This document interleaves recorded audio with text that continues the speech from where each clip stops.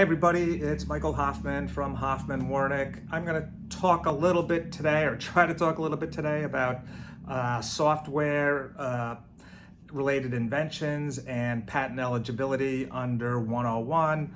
101, of course, being a statute, 35 USC 101, that acts as a gatekeeper of sorts for things that are and are not patentable. Now, there's a long and storied history of software and 101, but it basically culminated with a Supreme Court decision in 2014 referred to as Alice, in which the Supreme Court decided that software-related inventions are not patent eligible unless they can pass this two-part test.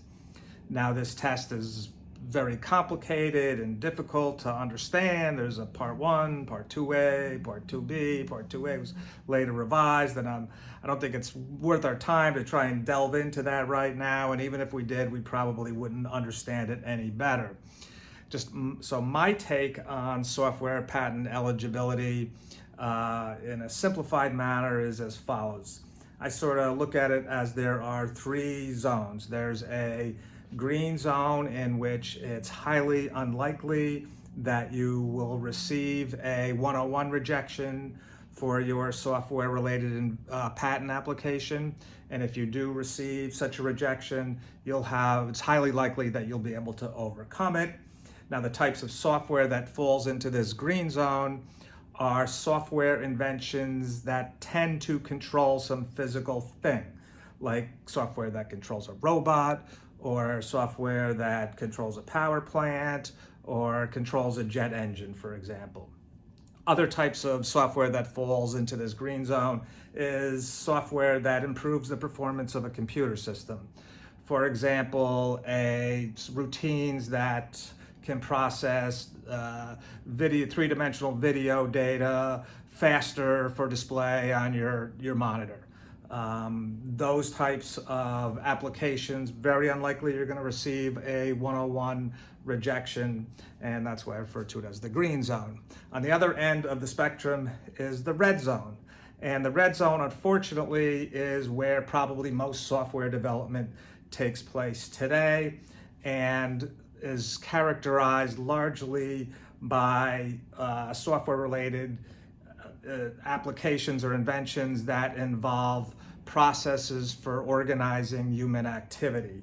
What we mean by this are business methods, social media apps, apps for tracking physical fitness, apps for marketing, gaming, anything relating to human experience are going to fall in this red zone. And in the red zone, highly likely you will receive a 101 rejection. Highly unlikely you're going to be able to overcome it. Now, in between the red zone and the green zone, of course, is this yellow zone, and it's a wide spectrum.